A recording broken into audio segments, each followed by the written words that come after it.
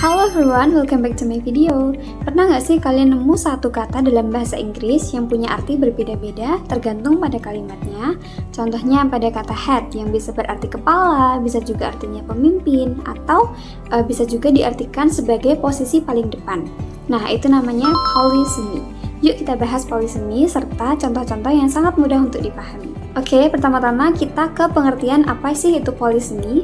Jadi, polysemy itu adalah kondisi ketika suatu kata memiliki dua atau lebih makna yang masih saling berhubungan. Hal ini berbeda ya dengan homonim yang hanya terdengar sama tapi artinya berbeda atau maknanya itu tidak berhubungan. Jadi, polysemy ini maknanya masih saling berhubungan. Contoh pertama ada kata head. Nah, selain diartikan sebagai kepala, head ini ternyata punya makna lebih dari satu loh teman-teman. Contohnya pada kalimat he's the head of the company, artinya dia adalah pimpinan perusahaan.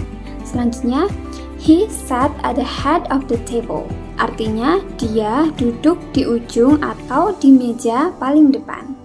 Walaupun beda arti, tapi semuanya masih berhubungan dengan bagian utama atau yang paling depan. Jadi kita bisa paham maksudnya tergantung pada konteks yang dipakai. Contoh kedua ada pada kata run. Jadi selain artinya berlari, run itu punya makna lain. Contohnya pada kalimat this apps runs well on my phone. Artinya aplikasi ini berjalan dengan baik di ponselku. Selanjutnya, he runs a small shop. Artinya, dia menjalankan atau mengelola sebuah toko kecil. Nah, meskipun konteksnya berbeda, tapi semua artinya masih berkaitan, yaitu ada unsur bergerak atau mengatur sesuatu atau mengelola sesuatu. Contoh selanjutnya ada pada kata light. Jadi, selain artinya itu cahaya, light itu bisa mempunyai beberapa makna lain. Contohnya ada pada kalimat this bag is light. Jadi artinya tas ini ringan. Selanjutnya, I had a light breakfast. Aku sarapan ringan atau aku sarapan yang ringan-ringan saja.